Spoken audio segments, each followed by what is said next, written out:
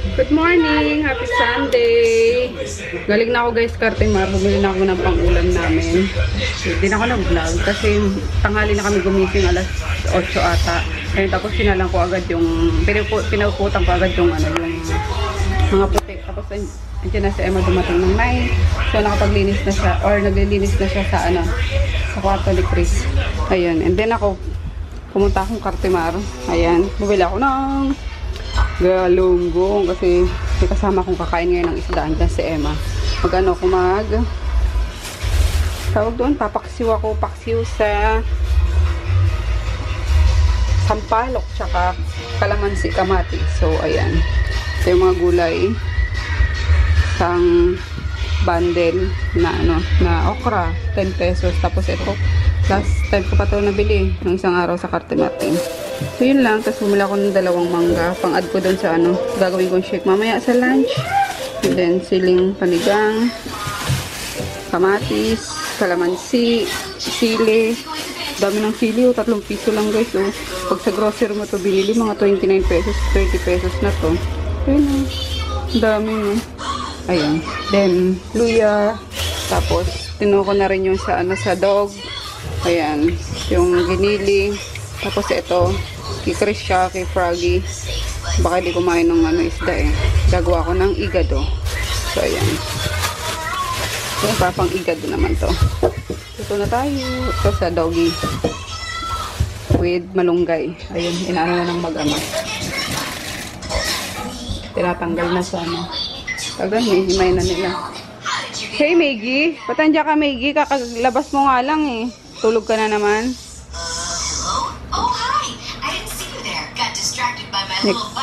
Sa isa. Ayun, tapos yung bigas, daddy nasa baba sa may siyomayan. Bili na lang ako ng bigas. Wala na kami bigas eh. Hindi ko na siya ginising kasi. Ang oras na kami natulog kagabi, alas 12, alauna na ata. Hindi ko alam, nood ako ng mga Jessica Soho sa YouTube. Luto lang tayo. Kaya na siya guys. Sa ilalim is yung sampalok, tapos yung gulay na talong, tapos ano ba yan? Yung isa pa, okra. Tapos inibabaw ko yung isda, tapos sa ibabaw ng isda is mga ricado. So ayan, sobrang dami ricado niyan guys. Yan ang sikreto sa masarap na ulam. Lagi ang mga ricado, huwag titipirin. So ang nandyan is bawang, sibuyas, kamatis, luya, laurel, asin, tapos ground pepper, tapos itong sili. And then ayun, yung kalamansi extract, 4 na piraso lang. Ayun, kasi may na sa ilalim, may sampalo, kaya ba umasin masyado. So tama yan. And then water. Yan. Hindi maglalagay ng suka. Ibang luto ito guys. Hindi siya sa hindi paksiw sa suka. So ayun na, salang na natin, and then yan lang siya kumulo. Tapos pag naluto yan, luto na.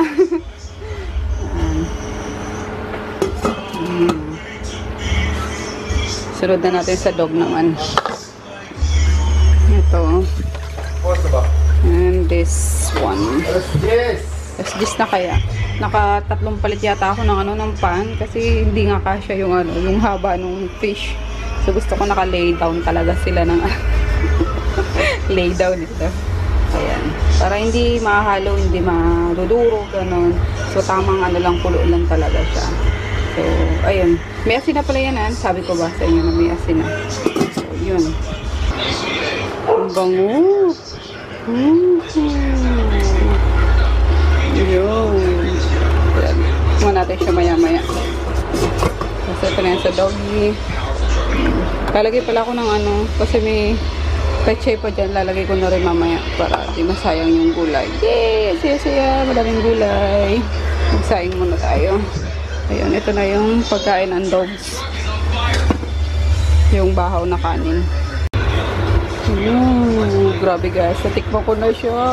Sakto lang yung yung asin, tsaka yung alat. Ay, tapos yung katas ng kalamansi, kamatis, and basta perfect. Yung gusto ko kumain.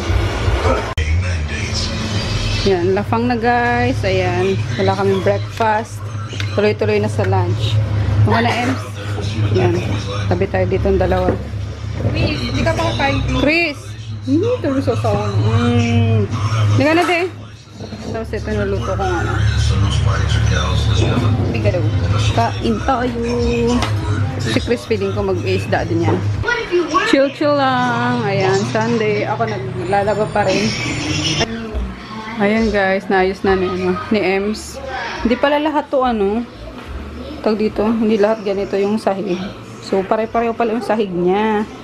Ganyan din sa labas eh. Siguro ito inanuan lang nung dating tumira dito. Pinalagyan lang. Okay, ako naman din palagyan na. Diba? Para din ako gagastos pa. So, pinaganyan. Alam po, bawal eh. Pag ano, diba? Yung diretso sa ano, sa pinto yung paa ng ano. Ewan ko. Sabi ni dati, ganyan din na lang daw para maluwag. Tapos dito si ano, si Emma matutulog with eto. Ayan. Bagong bili ko to guys. Ito rin ginamit nila Cell and naka-plastic pa. Binalik ulit ni Cell. So, sakto dito na lang. Ayan. Kasi, good news. Ano na, nakapag-deal kami ni Ems na dito na muna siya sa akin. Pansamantala. Kasi, minsan, kinukulang siya sa ano, sa budget. Lalo na sa work niya sa Jollibee. Kasi, di ba hindi naman pare-parehong 8 hours yung ano, yung trabaho sa Jollibee. So, minsan, mag-pray ka ng 2 hours. So, yung 6 hours mo, maging 4 hours na lang. Tapos, tagal mo ba sa store? Diba sabi ko sa kanya, sige, dumito ka na lang muna. Umalis ka na doon sa inuupahan mo. Dumito ka na. Tapos, papasok ka pa rin sa Jollibee. Sabi ko, papasok ka pa rin sa Jollibee. Pero dito ka muna sa akin. Magstay. Free. Parang free board and lodging. Tapos, may ano ka pa. May tawag doon? Tapos may allowance siya. So, sabi ko, yung allowance na makukuha mo sa akin dito is, yun ang panggastos mo. Tapos yung sasakurin mo sa Jollibee sa loob ng isang buwan, kinsenas katapusan is, may tatabi kung makakapag-ipon ka. Kesa naman yung, diba kasi minsan daw, parang hindi siya ginaganaan magtrabaho kasi darating siya sa kanya yung payslip niya is 3,000, gano'n. Siyempre, bubayad pa siya ng 1,500 sa apartment nila nung kasamahan niya. Tapos pagkain niya. So, sabi ko, lumito ka na lang muna. Total, kailangan ko ng kasama dito. So, pumayag naman siya. So, ayun. Pero bukas siya mag-start. Bukas niya kukunin yung ano. Babalik siya, kukunin niya na yung mga damit niya. Kaya, yun, yay! Kasama na tayo dito para mapanatili rin na ano, malinis dito sa kwarto ni Chris. Kasi, grabe talagang batang yun. Tawa na tawa si Emma. Sabi ko, diba, Ems? Pag pumasok ka sa kwarto ni Chris, amoy kural. Pag lalaki talaga, diba, yung pawis, yung ano. Diyos ko. Ay, kaloka. So, yun, kasama na tayo si Ems pasamantala. And then, sabi ko naman sa kanya, pag dumating naman yung pinsan ko, hindi naman niya kailangan umalis. Kasi magkakasundo sila, no? Kasi bading yun, parang si Mark. So, mas masaya na dito, diba? Madami na kami ulit dito. So, yeah. Huwag na lang tayo. Magbanlaw na. Siya na pinagbanlaw ko. Oh. Last naman na eh. Kumot na lang ni Chris. Grabe na. Dali na naman kasi yung kamay ko. Konting ano lang. Lotion eh. Paano ko? Nababad na sobra. Tapos nagsampay ako ng jacket ni Chris. Tumabit sa ano. Sa halaman. Yun. Nabalatan. Sakit.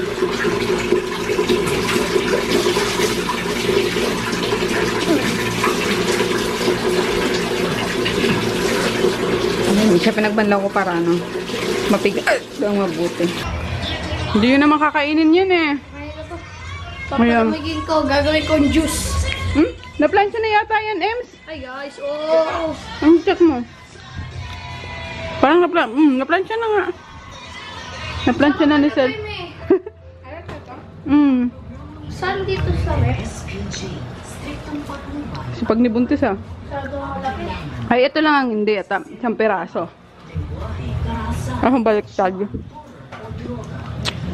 Pero the rest, naplansya na. Ayaw nga. Wala nga manonood. Ayun, may mag-hi sa atin sa vlog, guys. Si Ma'am Maria Fe. Hi na, Ma'am! Hi! Sa vlog na kayo.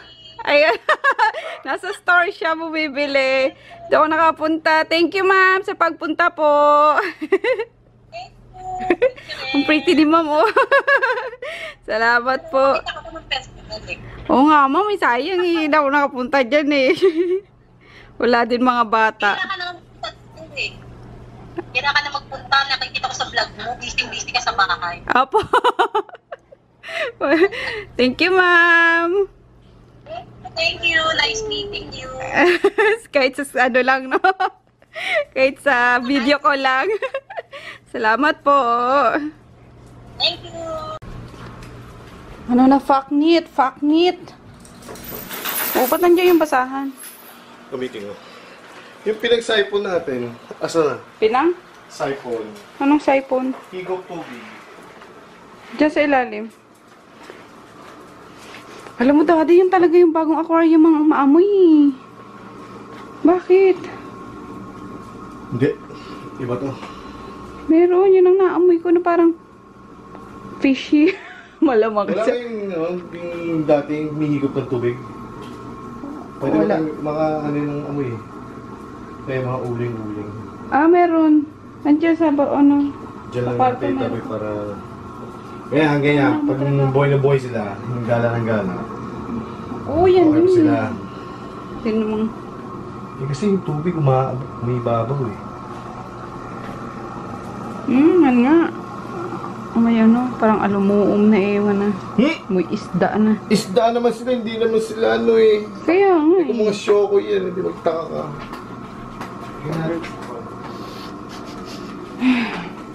Ayun, tatanggalan na to ng tubig, guys. Buti pa to, kahit na ano eh, walang amoy. Pero ito, bakit maamoy? Bago naman siya. Meron ba kayong alam, guys, na pantanggal ng amoy niya? Hindi ko lang talaga type yung amoy every time na ano. Simula nung inano ni daddy, kaya ginawa ito. Pag pumapasok ako ng kwarto ni Chris, parang malansa. May isda talaga. Kung makabili tayo sa ganyan, cover, para hindi sila lumabas. Kasi yung tubig na ano, pagtitilamsikan dito sa ano, market nga sila eh. Pag Dapat bumula, titilamsik, Mm. aakit dito, didikit, ayun na sila. Ay, naku, baka masira naman yung ano. Hindi naman sila nagko-crossover, mataas tong ganito eh. Kaya may takip talaga yan. Mm. Galing akong labas, guys. Minadali ko yung ano, kalok. Kasi, nagano may seat sale, yung mga flights. Ayun. Yung kuya ko kasi nag-ano yun eh, parang nagpapabook siya. Mga online book. Shh! Quiet! Pinasok na nga kita rito, tapos iiyak ka na naman. Ayun. Ay, nasa labas si daddy, as ng ano, ng music. Naglilinis ng ano, ng aquarium eh. So, ayun nga, nagpabukas ako ng ano, sa Cebu. Pero December pa yun. So, early booking para mura-mura yung ano, yung bayad sa eloplano. Ayun. Yay! Cebu. Ayun, naghanap ako ng ano, ng siguro sa Tacloban, 'di ba? Sa October ata yung ano, yung Mascara Festival ba 'yun? Tacloban, tama. And then yung Iloilo, 'yun ang gusto ko mapuntahan talaga. So, ayun, 'di ba, ling mga next year or mga late this year na siya, basta makapag-book tayo agad ng mga seat sale, 'di ba? 'Yun ang importante. Anyway, ayun lang, guys. Si Emma umuwi na muna sa ano, sa apartment nila. Pinakuha ko na yung mga damit niya kasi sabi ko para hindi ka na ano, hindi ka na singilin sa upa. Lumipat ka na rito. So, wait na lang. Ang ano, praning na ito, daddy. Pero grabe. Nakita ko yung ano, picture ni Francis M. Ang guwapo! Gosh! Diba? Sinong may crush niya kay Francis M? Late Francis M. Ang pogi, no? Parang hindi tumatanda. Parang nung ano, naubuhay pa siya. Ayun. Sana ba ako? So, ayun nga. Sabi ko kay Emma kasi nagkasundo nga kami na ano, na dito na muna siya. Ayan, inuulit ko na naman. Dito muna siya habang ano, habang wala pa akong kasama rito, 'di ba? Para nakakaalis-alis kami, hindi yung talagang napaka-limited lang nung ano nung nagagawa ko kapag nandito kami sa bahay. Although naman, mas marami akong time sa ano sa sa pagsasagot online, sa Viber, na-accommodate ko lahat. Pero yung mga dapat puntahan, mga dapat deliver, mga dapat pick up is, ayun, hindi ko na pupuntahan. Eh, sakto naman din na na problema si M sa niya, sa matitirhan niya. So, nag-offer na ako kanina. Sabi ko nga, why not dito ka muna nga sa akin, di ba? Para, ayun, wala ka nang babayarang, upa, tapos free food pa, di ba? And then, yung sahod mo is buo mong mahahawakan, din na mababawasan. Maipon mo na, or pwede mo mapadala sa sa mga magulang mo. And then, yung allowance niya sa akin, yun naman ang magagamit niya pag masama sa ahe. Sa papunta niyang work, pang gastos-gastos niya. So, pumayag naman siya, kaya mas okay yun. May kasama na kami rito. And, ayun nga, kasi this coming May, di pa ako sure, sana makapagpabook kami, is we're flying to Thailand o Thailand lang. Anyway, ayun, sa Bangkok. Kaya, hindi ko alam kung sasama ko si Chris, kasi lang naman yung guys, convention ng Unilever. So, kailangan kong mapuntahan yun. Ayun. Para mas madami pa akong ma-share sa inyo tungkol sa, sa Unilever network na yun. So, yun. Abangan nyo. Dadaling ko kayo. Sasama namin kayo doon. Sana matuloy. Nag-a-advance na ako ng announcement. Pero hindi. Talagang matutuloy yun, guys. Kasi convention yun. Pupunta talaga ako doon. So, ayun lang. Gusto ko sanang isama na rin si Chris. Kaso, hindi ko alam kung kaya rin ang budget, guys. Ayun. Kasi, hindi naman pwedeng ako lang sabagay, pwede naman ata. Si daddy lang ayaw magpaiwan eh. Kasi sa kanya nakapangalan yung account. So, ayun. And, ayun lang. Yun lang. Mga natin ngayon, mga balak-balak natin ngayong taon na to. So, that's it. Wala na, guys. Hinantayin lang si Emma na makabalik. Tapos, kakain sila. Kasi nagberenta kami ni daddy. Baka mamaya pa ako na ito gutumin. So, ayun lang. Mag-good night na kasi yung tomorrow. Night!